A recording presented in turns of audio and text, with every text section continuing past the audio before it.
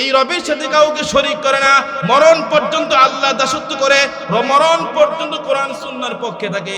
আল্লাহ পাক বলে, গোলাম চিন্তা করিস না, যেই দিন মালাকুল মউত তোর সামনে আসবে চিন্তা করবি না। ইন্নাল্লাযীনা ক্বালু রাব্বুনাল্লাহ সুম্মা ইসতাকামু তাতানাজ্জালু আলাইহিমুল মালায়েকা।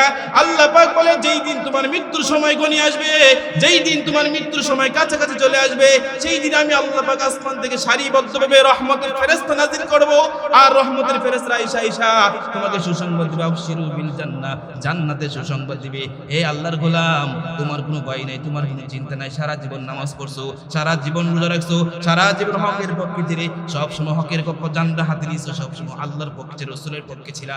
আজকে তোমার ভয় নাই, আজকে তোমার কোনো চিন্তা নাই, তোমার কোনো টেনশন নেই। আল্লাহু আকবার বলেন। আবশিরু বিল জান্নাহ, জান্নাতের সুসংবাদ গ্রহণ করো। লা তাহজানু, তোমার কোনো ভয় নাই, তোমার কোনো চিন্তা নাই।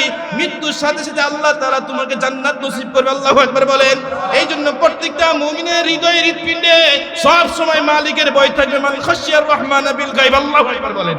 এই জন্য সব সময় মালিকের ভয় লালন করবেন। এই জন্য কিতাবে আসছে প্রত্যেকটা মুমিনের উচিত হলো আল্লাহর ভয় এবং রাসূলের অনুসরণ করা, আল্লাহর ভয় এবং রাসূলের অনুসরণ করা। কিতাবে আসছে, গোলাম রে এখনো ভয় পাস না, তোমাদের পাশেই কবর আছে। এই কবর প্রতিদিন মানুষকে 20 বার ডাকে। কতবার ডাকে? বলেন বলেন। এই কবর প্রতিদিন মানুষকে 20 বার ডাকে। কবর বলে কি জানেন? কবর বলে আনা বাইতুল গুরবা। কবর বলে আমি অপরিচিত একটা ঘর, এখানে কোনো বন্ধু নাই, এখানে কোনো সাথী নাই, এখানে খেলার কোনো সাথী নাই, বন্ধু নাই, ঠিক না বলেন? কবর বলে আনা বাইতুল গুরবা। কবর বলে ওয়ানা বাইতুল ওয়াহদা। কবর বলে আমি হলাম একাকিত্বের ঘর, এখানে কেউ সাথী নাই, এখানে কোনো বাতিও নাই, ঠিক না বলেন? কবর বলে আনা বাইতুত তুরাব, আমি হলাম মাটির ঘর। কবর বলে আনা বাইতুদ দুদ।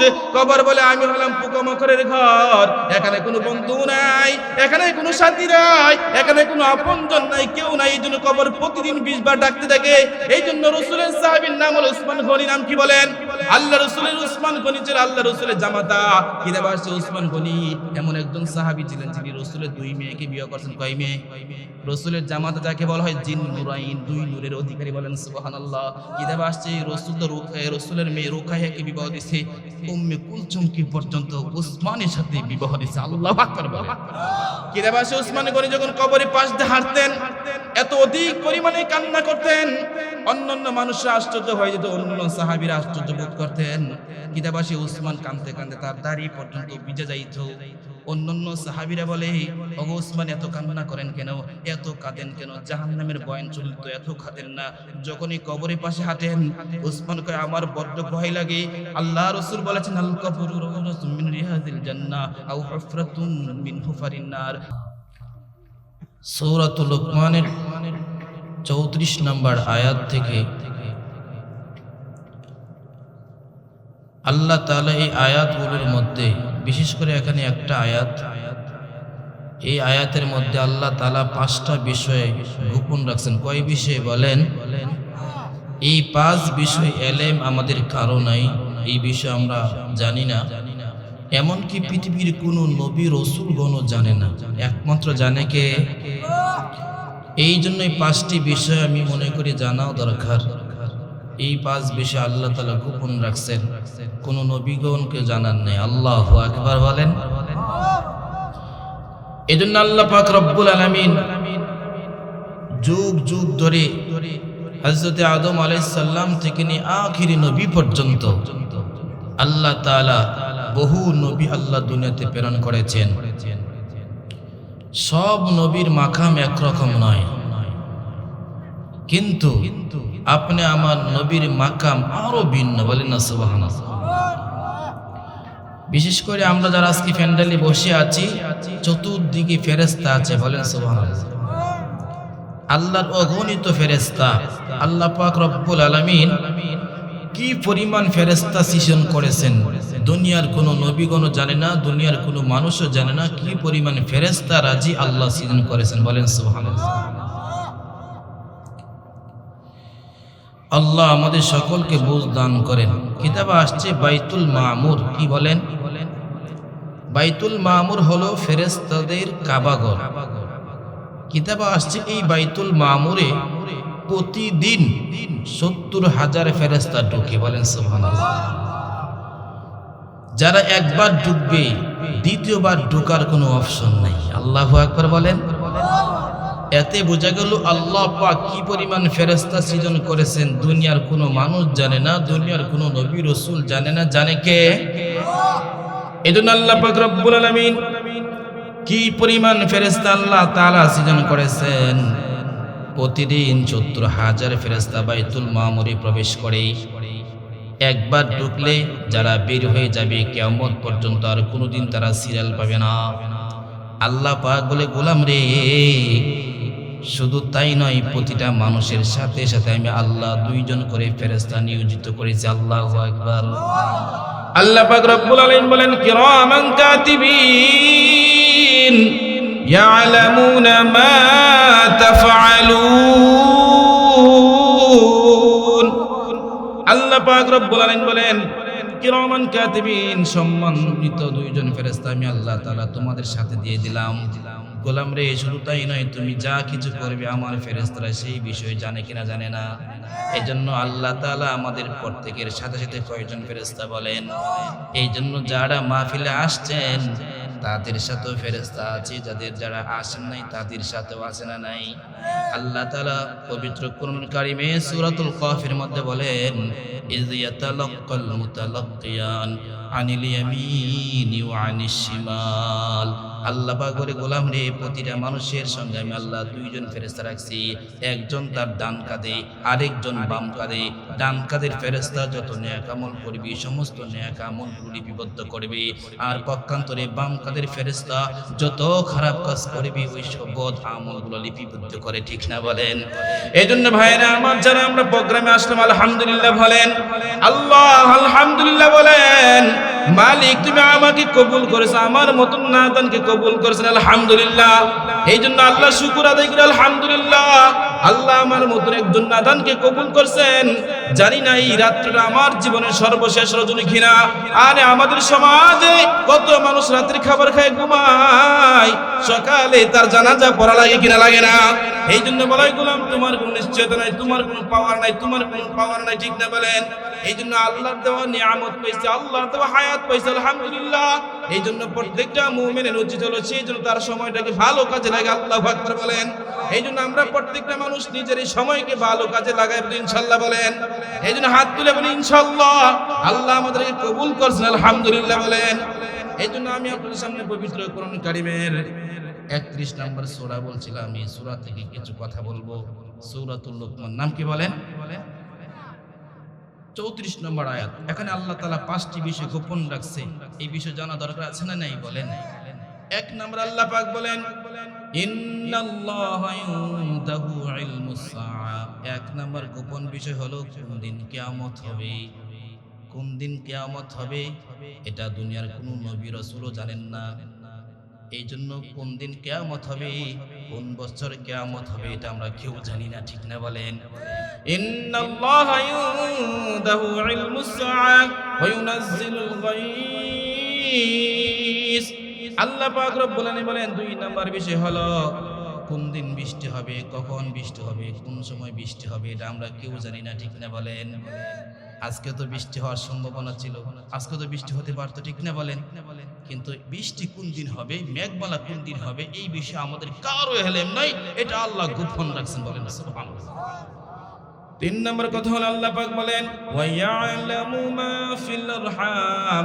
3 নম্বর বিষয় হলো মার পেটের সন্তান ছেলে হবে না মেয়ে হবে এটা কেউ জানে না। যদিও বর্তমান আধুনিক যুগে বাচ্চার মা যখন বয়স 4 মাস 5 মাস হয়, বাচ্চা কনসেপ্ট হওয়ার 4-5 মাস পরে কম্পিউটার মেশিনের সাহায্যে জানতে পারেন। ঠিক না বলেন? কিন্তু যখন কনসেপ্ট করছে রক্তপিণ্ড হয়েছে ওই সময় তো কোনো বৈজ্ঞানিক কোনো কম্পিউটারও বলতে পারে না। ঠিক না বলেন? এই জন্য আল্লাহ পাক বলে, গোলাম রে, ওয়া ইয়ালামু মা ফিল আরহাম, তোমার মার পেটের সন্তান ছেলে হবে না মেয়ে হবে দুনিয়ার কোনো ডাক্তার পর্যন্ত বলতে পারে না। বলে কি আল্লাহু আকবার বলেন? এই জন্য ভাইরা, ওয়া ইয়ালামু মা ফিল আরহাম, সন্তান ছেলে হবে না, সন্তান ছেলে হবে না মেয়ে হবে এটা কেউ জানে না, একমাত্র জানে কি আল্লাহ। এই জন্য আল্লাহ পাক বলে, গোলাম তোমার পেটে কি সন্তান, মহিলার পেটে কি সন্তান, এটা কেউ জানে না, ঠিক না বলেন? এই জন্য স্বামী স্ত্রী অনেক সময় ইচ্ছা করে আমার 4টা মেয়ে আছে, আর একটা যদি ছেলে সন্তান হতো, কিন্তু আল্লাহু আলাম, ঠিক না বলেন?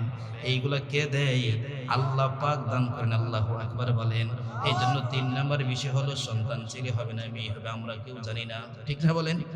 4 নম্বর কথা হলো আল্লাহ পাক বলেন ওয়ামা তাদরি নাফসুম মাযা তাকসিবু গাদা।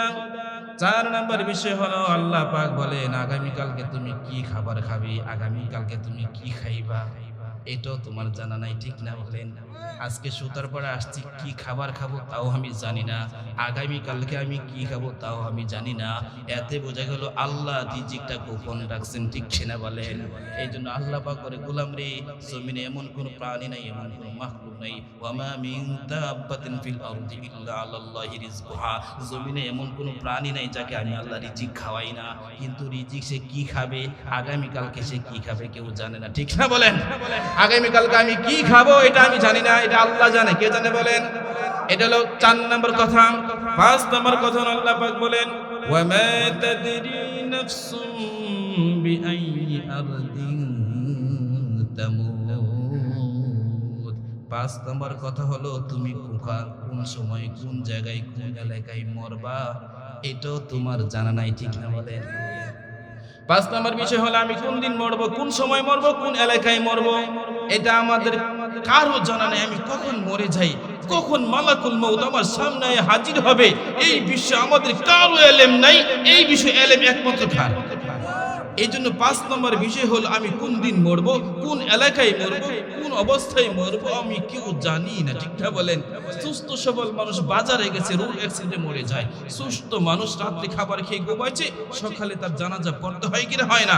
এই জন্য 5 নম্বর যে বিষয়টা হলো মৃত্যু, এটা কারো জানা। এই মৃত্যু সংক্রান্ত কিছু কথা বলতে চাই, কি বলেন? ইনশাল্লাহ বলেন। এই জন্য 5 নম্বর বিষয় হলো মৃত্যু কখন হবে, কোন সময় হবে, আমাদের গ্রামের কোনো মানুষও জানে না, কোনো নবী রাসূলও জানতেন না, ঠিক না বলেন? এই জন্য মৃত্যুর জন্য সব সময় প্রস্তুতি রাখবেন তো ইনশাআল্লাহ। আল্লাহ আমাদেরকে বুঝদান করেন। বাবা কখন বুঝবেন? মহল্লার ইমাম তো আপনাকে প্রতি জুমায় বোঝায়, আজকে জুমার দিন তো আপনাকে বোঝাইলেন, আপনাকে জানাজার মাঠেও বোঝায়, ঈদের বয়ানও বোঝায়, প্রতি রাত্রে যখন এশারের তালিম হয় তখনও বোঝায়, বারবার মহল্লার ইমাম আপনাকে তাকা যায়, বাবারে এই কাজগুলো করলে জান্নাতি, এই আমল করলে জান্নাতি, আর কখন বুঝে আসবে? আমাদের তো বুঝে আসে না। আজকে আলোচক আয়েশা বয়ান করে চলে যাবে, বারবার বলে বাবা যা কিছু করো আমাকে আপনাকে ছাড়তে হবে কিনা, বলেন না ইনশাআল্লাহ? এই জন্য ভাইয়েরা আমার, যদি কোনো হিন্দুকে জিজ্ঞাসা করেন, অথবা কোনো বৌদ্ধকে জিজ্ঞাসা করেন, অথবা যে কোনো ধর্মের লোককে জিজ্ঞাসা করেন, সেও জবাব দেয় আমিও মরবো, ঠিক না বলেন? হিন্দু মানুষ সেও জানে আমাকে একদিন মরা লাগবে, চিতার আগুনে আমাকে একদিন জ্বলা লাগবে। এই জন্য পৃথিবীর এমন কোনো মানুষ নাই এটাকে অস্বীকার করবে। প্রত্যেকটা মানুষ স্বীকার করে, প্রত্যেকটা জোয়ান বুড়া বৃদ্ধ জোয়ান সবাই স্বীকৃতি দেয় আমাকেও মরতে হবে, ঠিক না বলেন? ইনশাআল্লাহ বলেন। এই জন্য আমরা মরার জন্য প্রস্তুতি আছেন তো ইনশাআল্লাহ? আল্লাহ আমাদেরকে বুঝ দান করেন। আমি আপনাদেরকে আরেকটি বিষয় বলি, 3টা বিষয় আছে। কয় বিষয়?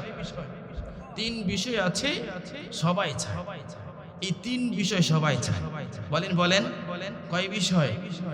আমি শুরুতে বলছিলাম 5টা বিষয় আল্লাহ ছাড়া কেউ জানে না। এখন কথা হলো 3 জিনিস সবাই চায়। বলেন সুবহানাল্লাহ। কয় জিনিস?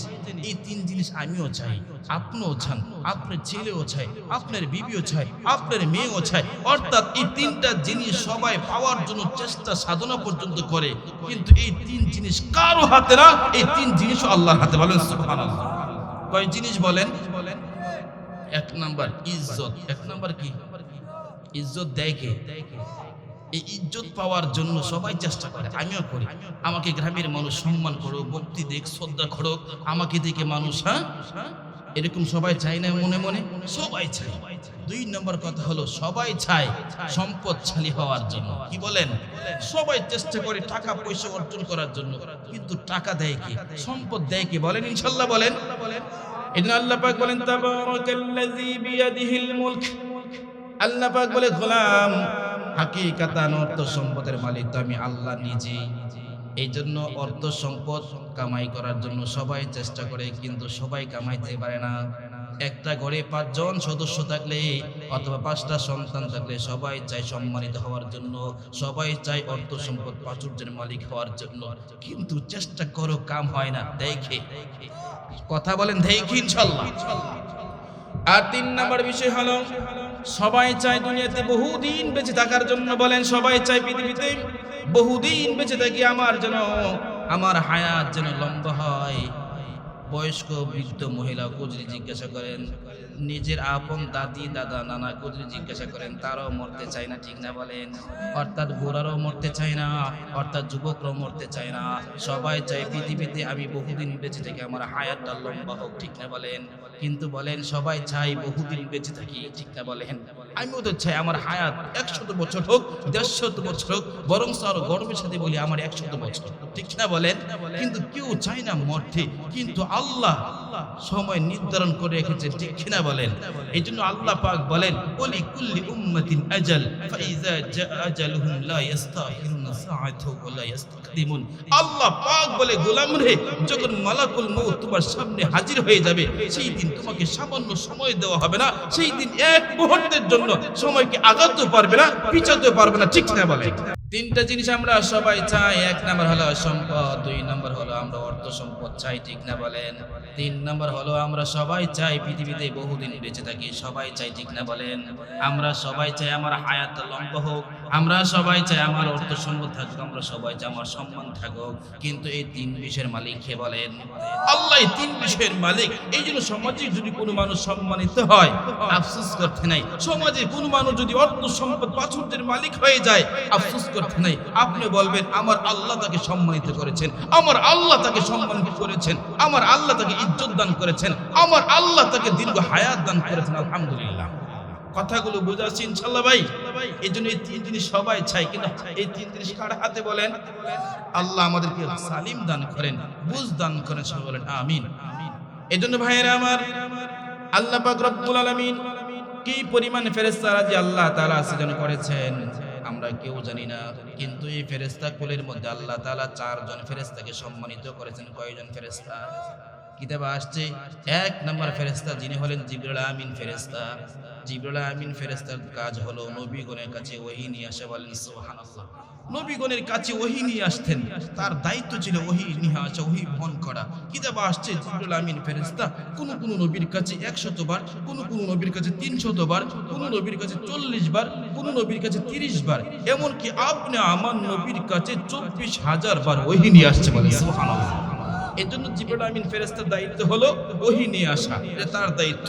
ওহীর তবকা আল্লাহ পাক বন্ধ করে দিয়েছেন, এখন আর ওহী নিয়ে আসবে না। কথা বুঝেছেন ইনশাআল্লাহ? এইটা হলো 1 নম্বর ফেরেশতার কাজ। 2 নম্বর ফেরেশতা হলো হযরত মিকাঈল আলাইহিস সালাম। বলেন সুবহানাল্লাহ। মিকাঈল আলাইহিস সালামের কাজ কি জানেন? তিনি একজন সম্মানিত ফেরেশতা, তার কাজ হলো মেঘমালা অথবা রিজিক বন্টনের দায়িত্ব তাকে আল্লাহ পাক দান করেছে। বলেন সুবহানাল্লাহ। 3 নম্বর ফেরেশতা হলো ইসরাফিল আমিন। ইসরাফিল আলাইহিস সালাম সিংহে ফুৎকার দিবেন। কিতাবে আসছে ইসরাফিলের প্রথম ফুৎকারে সমস্ত মানুষ মরে যাবে এবং কোনো প্রাণ থাকবে না, সমস্ত মানুষ শেষ হবে। কিতাবে আসছে ইসরাফিল এক সিংহার ফুৎকারে এই পৃথিবী উলট পালট হয়ে যাবে, দুলুর বালুর ন্যায় উঠতে থাকবে। এই পৃথিবী আর পৃথিবী থাকবে না, মানুষ বলতে কেউ থাকবে না, সবাই মৃত হয়ে যাবেন। কিতাবে আসছে ইসরাফিল আলাইহিস সালামের দায়িত্ব হলো সিংহে ফুৎকার দেওয়া। তিনি ফুৎ দেওয়ার জন্য অপেক্ষমান আছে।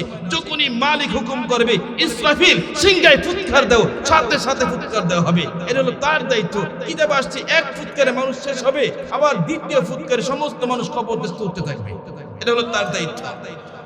আর 4 নম্বর ফেরেশতা হলো আজরাইল আমিন। 4 নম্বর ফেরেশতার নাম হলো আজরাইল আলাইহিস সালাম। আজরাইল এমন একজন ফেরেশতা যাকে আল্লাহ তাআলা প্রাণীগুলোর জান কবজ করার জন্য দায়িত্ব দিয়েছেন। বলেন সুবহানাল্লাহ। আমি আপনি সবার জান কবজ করবেন। ফেরেশতার নাম কি বলেন? আজরাইল। বলেন এই আজরাইল সবার সামনে সবার সাথে সাক্ষাৎ করবে। কিতাবে আসছে আজরাইল সবার সাথে একরকম ভাবে সাক্ষাৎ করবে না, কোন মানুষের সামনে নুরানি চেহারা নিয়ে সাক্ষাৎ করে। বলেন সুবহানাল্লাহ। আজরাইল এমন একজন ফেরেশতা যারা নেককার হবে, আল্লাহওয়ালা হবে, বুজুর্গ হবে, তাদের সামনে আজরাইল নুরানি চেহারা নিয়ে সাদা পোশাক পরিহিত অবস্থায় হানুতিল জান্নাহ আতর যুক্ত রুমাল নিয়ে সামনে দাঁড়াইবে।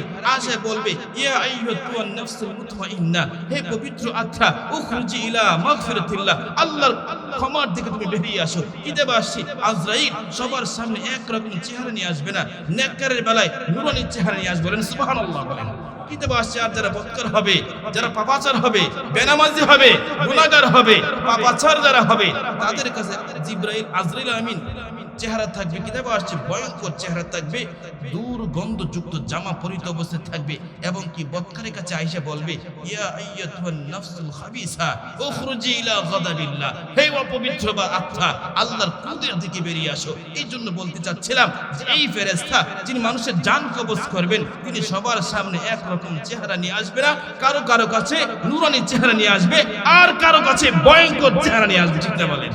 এই জন্য বলা হয় গোলাম যা কিছু করো বা না করো, মালাকুল মউত তোমার সামনে আসবে। এই জন্য আল্লাহ কোরআনের ভাষায় বলেন, কুল ইন্নাল মাউতাল্লাযী তাফিরুনা মিনহু ফাইন্নাহু মুলাকীকুম সুম্মা তুরাদ্দুনা ইলা আলিমিল গায়ব। আল্লাহ পাক কোরআনের ভাষায় বলে, গোলাম যতই চেষ্টা করো না কেন, যতই সাধনা করো না কেন, মৃত্যুর থেকে তুমি যতই পলায়ন করো বাঁচতে পারবে না। ঠিক না বলেন? এই জন্য ভাইরা আমার, তার পৃথিবীতে যত মানুষ আছে সমস্ত মানুষ স্বীকার করে আমাকে মরতে হবে।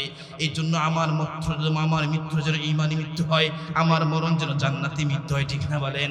আমার সামনে যেন মালাকুল মউত নূরানির চেহারা নিয়ে আসে, এরকম একটা প্রতিভা নিতে হবে। মালিক রে, আমি তো দুনিয়াতে থাকতে আসি নাই। ঠিক না বলেন? এই জন্য রাসূল বলে দুনিয়াতে আসলে হাকিকাতান থাকার জায়গা নয়। রাসূল বলেন দুনিয়াতে তুমি মুসাফিরের মতো থাকবে। রাসূল বলে কুন ফিদ দুনিয়া কান্নাকা গরীব আও আবিরিস সাবিল। রাসূল বলে দুনিয়াতে তোমরা তো মুসাফিরের মতো থাকবে।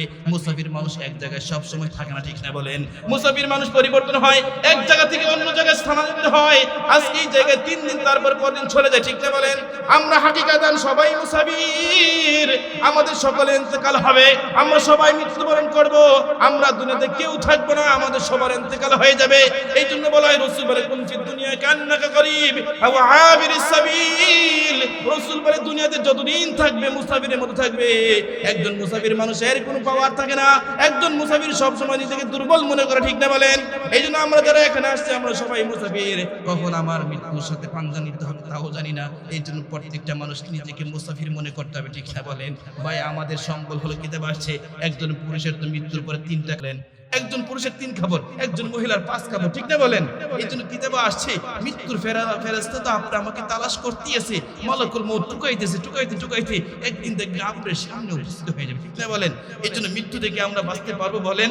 এই জন্য মৃত্যুর সময় একদম কাছাকাছি। কিতাবে আসছে আল্লাহ পাক কত বলেছেন, কুল্লু নাফসিন যায়িকাতুল মউত সুম্মা ইলাইনা তুরজাউন। রাসূল বলে, আল্লাহ পাক বলেছেন সুম্মা ইলাইনা, তোমরা প্রত্যেকটা মানুষে আমি রবের কাছে আসতেই হবে। ঠিক না বলেন? এই জন্য আমি সবাইকে রবের কাছে পাড়ি দিতে হবে। এই জন্য আমার যাত্রা যেন শুভ হয়, আমার চলনটা যেন ভালো হয়, আমার মরণটা যেন জান্নাতি মরণ হয়। ঠিক না বলেন?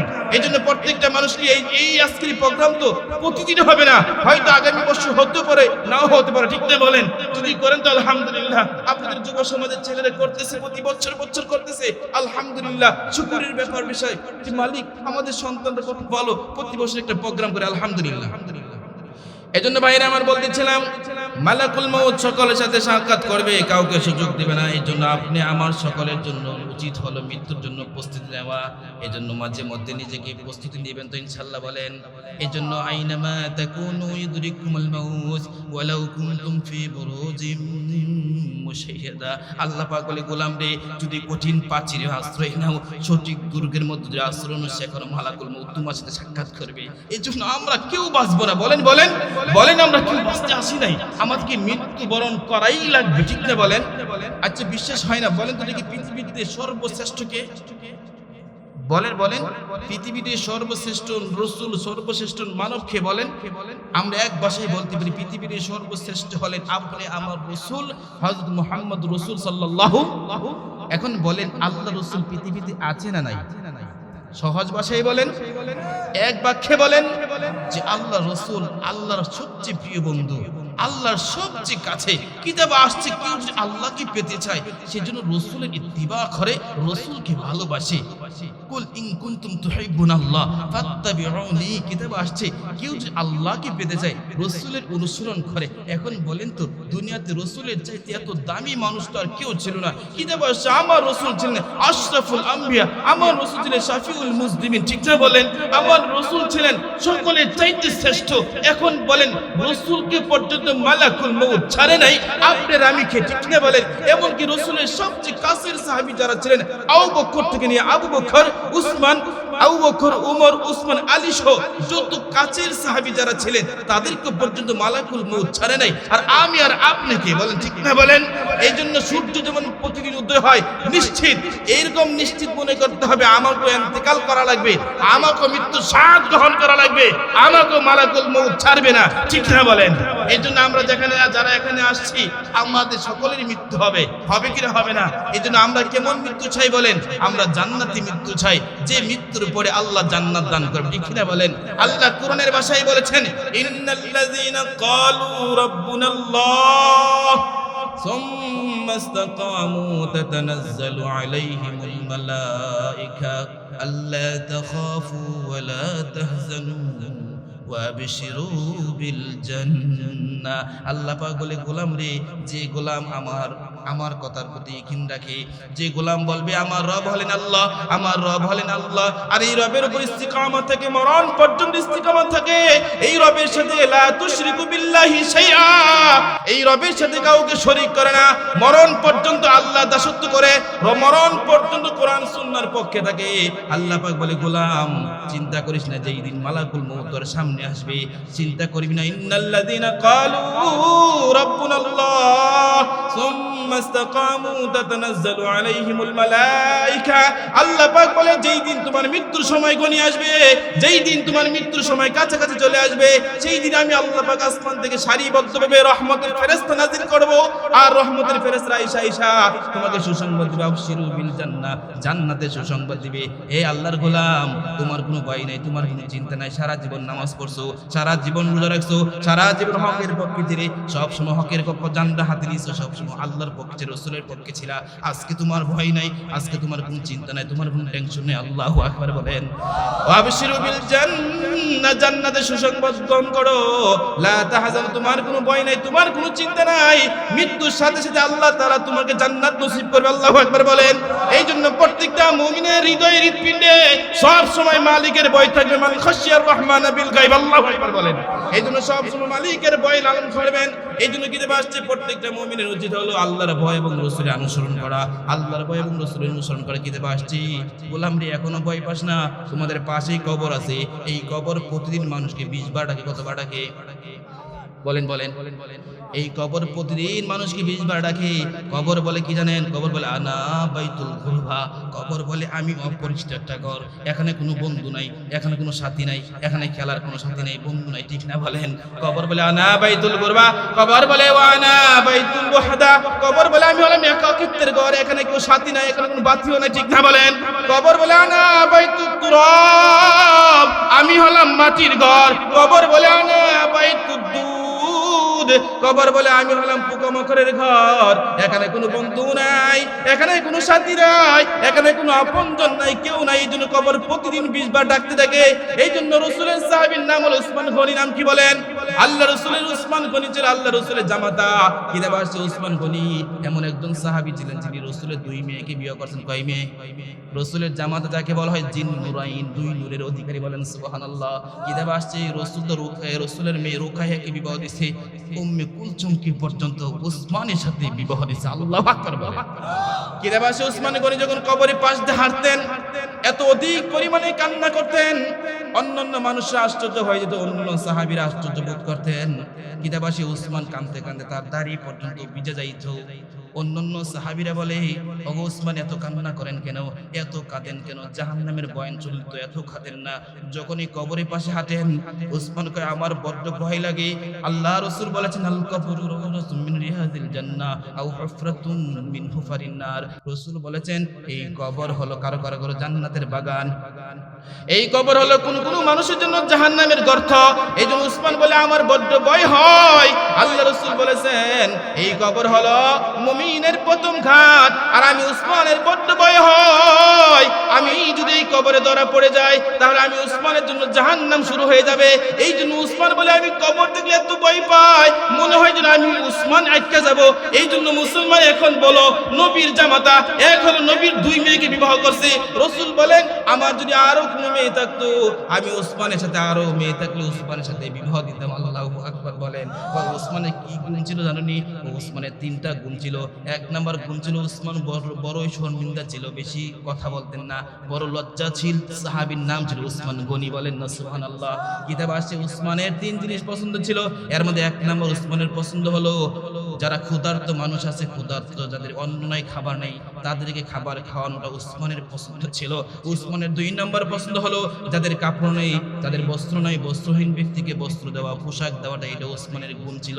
ওসমানের 3 নাম্বার গুণ ছিল অধিক পরিমাণে কোরআন তেলাওয়াত করা। এই জন্য ওসমান যখন মৃত্যুবরণ করেন, যেই দিন থেকে কাফেররা বেঈমানরা শহীদ করেছিল, সেই দিন পর্যন্ত ওসমান গনি কোরআন তেলাওয়াত করতেছিলেন। আল্লাহু আকবার বলেন।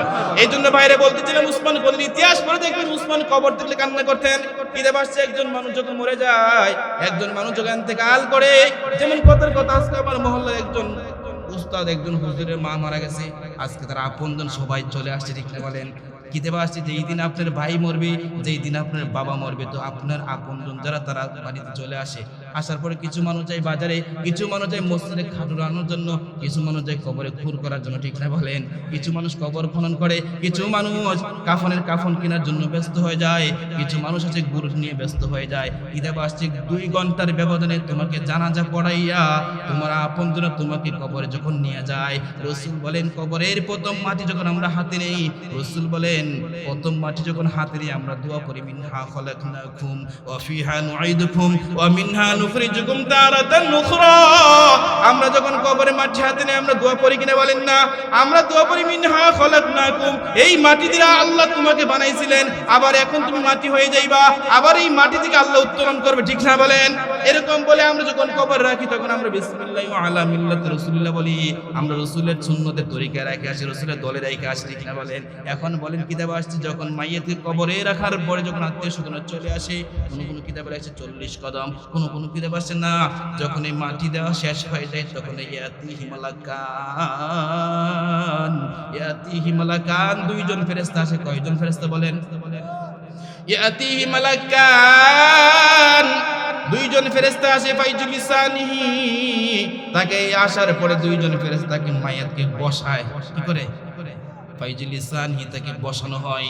বসানোর পরে বলা ফায়াকুলানি লাহু, তাকে জিজ্ঞাসা করা হয় মার রব্বুক, তোমার রব কেডা? যদি আল্লাহ ওয়ালা হয়, নেককার হয়, ইমানদার হয়, ফায়াকুলু রব্বি আল্লাহ, সাথে সাথে জবাব দেয় আমার রব তো হলেন আল্লাহ, বলেন সুবহানাল্লাহ বলেন। আবার ফায়াকুলানি লাহু, আবার তাকে দ্বিতীয়বার জিজ্ঞাসা করা হয় মা দীনুক, তোমার ধর্ম কি? তখন যদি ইমানদার হয় সাথে সাথে জবাব দেয় ফায়াকুল দিন, যদি দিনদার হয় ফায়াকুল, সে জবাব দেয় দীনিয়াল ইসলাম। আল্লাহু আকবার বলেন। দীনিয়াল ইসলাম, আমার ধর্ম তো হলো ইসলাম। আবার তাকে জিজ্ঞাসা করা হয় মা হাযার রাজুল আল্লাযী বুইসা ফীকুম, তোমাদের মধ্যে যাকে প্রেরণ করা হয়েছিল সে কে? ইমানদার জবাব দেয় হুয়া মুহাম্মাদুর রাসূলুল্লাহ, বলেন সুবহানাল্লাহ। আবার তাকে জিজ্ঞাসা করা হয় মা ইদরিক, এগুলো তুমি কিভাবে জানতে পারলা? ইমানদার জবাব দেয় করাতু কিতাবাল্লাহ, আমি আল্লাহর কিতাব পড়ে এগুলো জানতে পারছি, বলেন সুবহানাল্লাহ। যখন ইমানদার জবাব দিয়ে দেয় ফায়ুনাদি মুনাদিম মিনাস সামা, আসমান থেকে একজন ঘোষণাকারী, অর্থাৎ আসমান থেকে আল্লাহ ঘোষণা দিয়ে দেয়, আল্লাহ তাআলা ঘোষণা দেয়,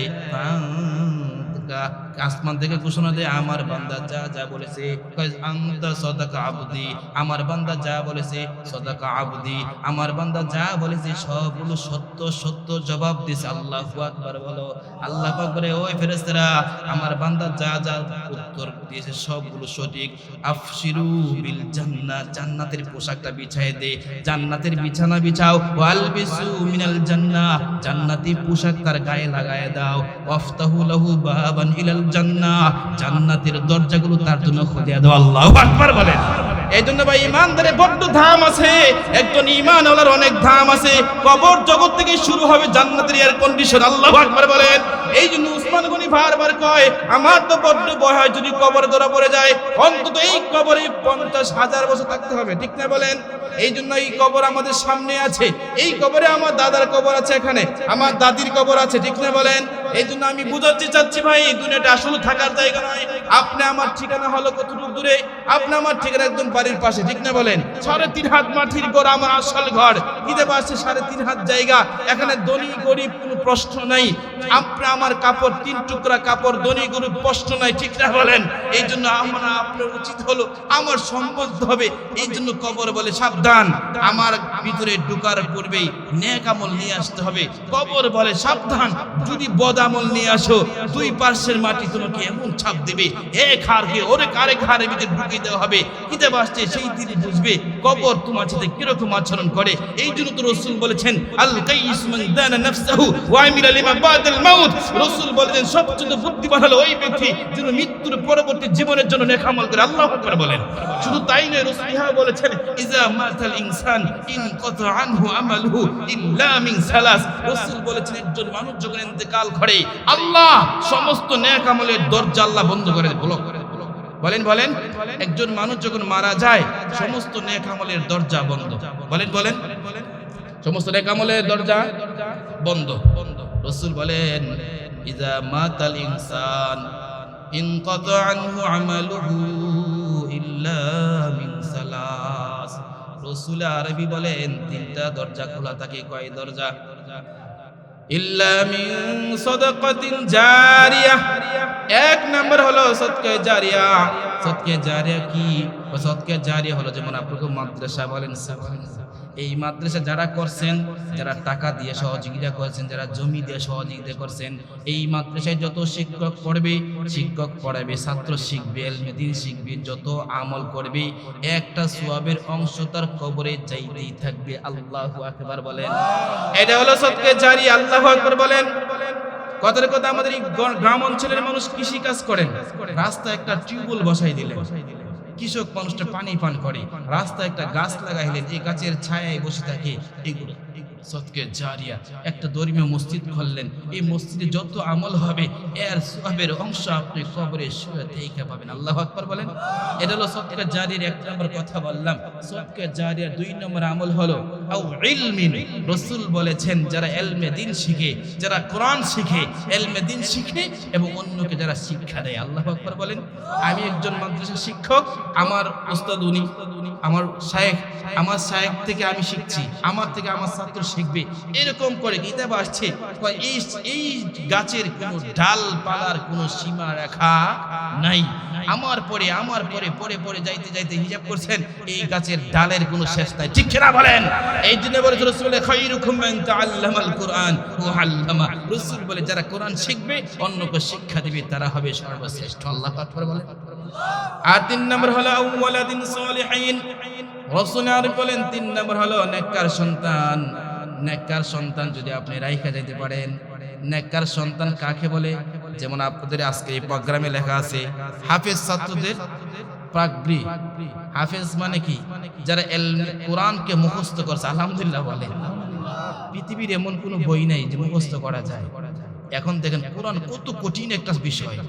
এই কোরআন এমন আমানত, আসমান অস্বীকার করেছে, পাহাড় অস্বীকার করেছে, ওয়াহামালাল ইনসান। আর এই কোরআনকে আল্লাহ তাআলা মানুষের কলবের ভিতরে ঢুকাইছে। বলেন সুবহানাল্লাহ। এই জন্য এই কোরআন এই মাদ্রাসায় শিক্ষা দেওয়া হয়। এই জন্য রাসূল বলে মৃত্যুর পরে 3 কাজ জারি থাকে। কয় কাজ বলেন? আপনার সন্তান যখন আলেম হবে, ইলমে দ্বীন শিখবে, ওই সন্তান যখন দোয়া করবে, আল্লাহ আমার বাবা আমার জন্য অনেক কষ্ট করেছেন, সারাদিন পরিশ্রম করেছেন, সারাদিন হাওড়ে বন্দরে কাজ করছেন, আমার জন্য মাথার ঘাম পায় পর্যন্ত ঘামাইছে, নিজে না খায় আমাকে পড়াশোনার খরচ বহন করেছে, আমার মা আমার জন্য কষ্ট করেছে, আমার বাবা আমার জন্য কষ্ট করেছে। মালিক রে, আমার বাবার কারণে আজকে আমি ইলমে দ্বীন পাইছি, আমার মার কারণে পাইছি। আল্লাহ আমার মা বাবাকে ক্ষমা করে দেন। কিতাবে আসছে সন্তান দোয়া করতে দেরি হয়, আল্লাহ ক্ষমা করতে দেরি হয় না। বলে সুবহানাল্লাহ। এই জন্য তো এই মাদ্রাসার ছাত্র তো আপনার কাজে লেগে যাইব। একজন বোর্ডিং এর ছাত্র, মাদ্রাসার জাগিরের ছাত্র খুব দামি। আল্লাহু আকবার বলেন। কিতাবে আসছে ইলমে দ্বীন পড়নেওয়ালা ছাত্র যেখান দিয়ে হাইটা যায় ফেরেশতার নূরের পরে বিছায়, সমুদ্রের মাছ তার জন্য দোয়া করে, গর্তের বিবিলিকা পর্যন্ত ইলমে দ্বীন শিখনেওয়ালার জন্য দোয়া করে। যেখানে মাদ্রাসা সেখানে বরকত। বলেন যেখানে মসজিদ সেখানেই বরকত, যেখানে ওয়াজ বলেন সেখানেই বরকত। আজকের এই প্রোগ্রামে আসছেন আলহামদুলিল্লাহ বলেন। এই জন্য ভাই শেষ কথা হচ্ছে এই, যে শেষ কথা হলো এই, মৃত্যুর পরে 3 জিনিস বলেন সুবহানাল্লাহ বলেন। মৃত্যুর পরে কয় জিনিস বলেন, কয় জিনিস? সদকে জারি, আমল জারি থাকবে ইনশাআল্লাহ। আজকে আমি আপনাদের আরেকটা বিষয় বলে দেই, যেমন দানের ব্যাপারে কথা আসছে। রাসূল বলেছেন আস-সাখী করিবুম মিনাল্লাহ করিবুম মিনাল জান্নাহ করিবুম মিনান নাস বাঈদুম মিনান নার। রাসূল বলেছেন যারা দানবীর হবে, দানশীল হবে, দানশীল ব্যক্তি আল্লাহর কাছে চলে যায়, বলেন সুবহানাল্লাহ। দানশীল ব্যক্তিকে আল্লাহর কাছে কাছে চলে যায়, দানশীল ব্যক্তি জান্নাতের কাছাকাছি চলে যায়, দানশীল ব্যক্তিকে মানুষ বড্ড ভালোবাসে, বলেন সুবহানাল্লাহ। এর জন্য দান করবেন না ইনশাআল্লাহ। এর জন্য আজকের এই প্রোগ্রামে আসছেন, বলেন আলহামদুলিল্লাহ। আমি আরেকটা ওকে আপনাদেরকে শোনায় যাই, হয়তো আমি জানি না আপনাদেরকে কি বুঝাইতে পারছি কিনা, আমার ভাষা বুঝতেছেন কিনা। আমি হয়তো এটি বুঝাতে যাচ্ছি আমি আপনি কেউ থাকবো না, ঠিক কিনা বলেন? আচ্ছা বলেন তো দেখি, রসুলের জামানা থেকে নিয়ে আজ পর্যন্ত, রসুলের জামানা থেকে নিয়ে আজ পর্যন্ত এই কোরআনের দাওয়াত যুগ যুগ ধরে আসছে, ঠিক কিনা বলেন? এই জন্য রসুল এই কথাই বলেছেন, কোরআন এবং সুন্নাহ যার ভিতরে থাকবে, কোরআন এবং সুন্নাহকে যারা মজবুত করে ধরবে, কিতাবে আসছে রসুল বলেছে মা তারাকতু বাদি ফিতনাতান আযুরু আলার রিজালি মিনান নিসাই। রসুল বলেছেন আমার এই উম্মতের জন্য সবচেয়ে বড় ফিতনা হলো নারী। আবার কিতাবে আসছে আল্লাহ রসুল বলেছেন, এই আল্লাহ রসুল কত বলেছেন আদ-দুনিয়া কুল্লু মাতা আল মারআতু সালিহা। রাসূল কত বলেছেন একজন নেককার বিবি পাওয়াটা একজন পুরুষের জন্য সৌভাগ্য। আবার কিতাবে আসছে এই বিবি যদি খারাপ হয় একজন পুরুষের জন্য সবচেয়ে বড় ফিতনা, ঠিক না বলেন? এই জন্য আজকে আমার মা বোনও পড়া দরকার। আজকে ছেলেরা মাদ্রাসায় পড়ে, মহিলারা মাদ্রাসায় পড়বে না। এলমেদিন শুধু ছেলেদের জন্য না মেয়েদের জন্য? বলেন বলেন। এই জন্য এলমেদিন শিখবে, ছেলেও শিখবে, মেয়েও শিখবে। আমার ছেলেও আলেম হবে, মেয়েও আলেম হবে, ছেলেও আলেম হবে, মেয়েও আলেম হবে, ঠিক না বলেন? এই জন্য প্রত্যেকটা মা বাবার উচিত হলো সন্তানকে কোরআনের শিক্ষায় শিক্ষিত করা, কোরআনের শিক্ষায় শিক্ষিত করা। আজকে যে ঘরে কোরআন কিতাব আসছে কোন করে বরকত নাই বলেন? এখানে প্রশ্ন, বলেন তো কোন কোন করে বরকত নাই?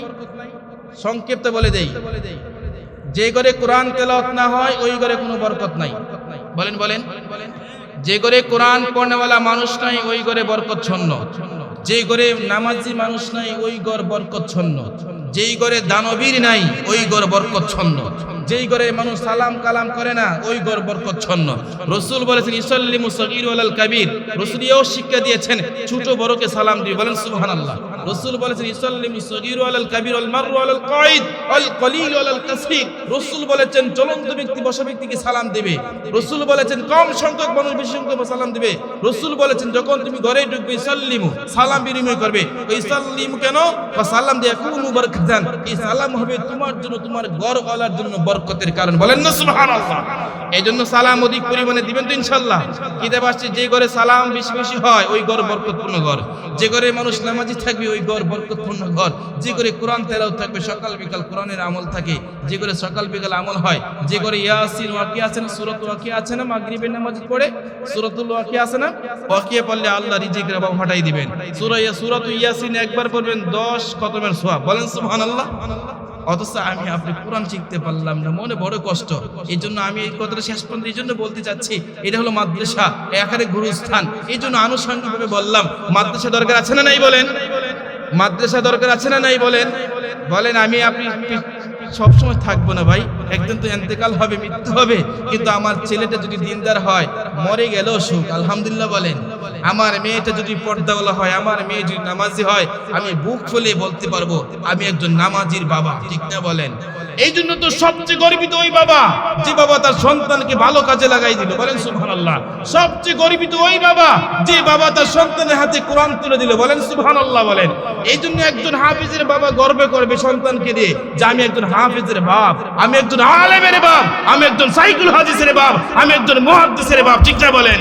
আর সবচেয়ে বড় দুঃখজনক হলো আমাদের সমাজের ভিতরে কিছু গায়ক গায়িকা আছে অশ্লীল গান বাজনা সরায় ছিটিয়ে দেয়। একজন গায়ক আর গায়িকার ঠিকানা হলো জাহান্নাম, অথচ সেই গর্ব করে আমার মেয়ে শিল্পী, অথচ এই গর্ব করে আমার ছেলে ভালো গায়ক, নাউজুবিল্লাহ বলেন। আপনি গর্ব করবেন আমার ছেলে হাফেজে কোরআন, আলহামদুলিল্লাহ। এই জন্য প্রত্যেকটা গার্জিয়ান যারা এখানে আছেন মাদ্রাসার, আলহামদুলিল্লাহ বলেন যে আমি আমার সন্তানের হাতে কোরআন ধরেছি, আলহামদুলিল্লাহ বলেন। এই কোরআন কেমন কিতাব? কিতাব আসছে, এই কোরআন কোনো সাধারণ কিতাব নয়। এই কোরআন রুহুল আমিন ফেরেশতার মাধ্যমে আমাদের নবীর উপর নাজিল হয়েছে। নুজিলা আলা মুহাম্মদ, আমাদের নবীর উপর এই কোরআন নাজিল করেছেন। আর এই কোরআন একদিন আর দুই দিনে নাজিল হয় নাই, দীর্ঘ 23 বছর এই কোরআন নাজিল হয়েছে, ঠিক না বলেন? আর এই কোরআন খুব দামি, পুত পবিত্র।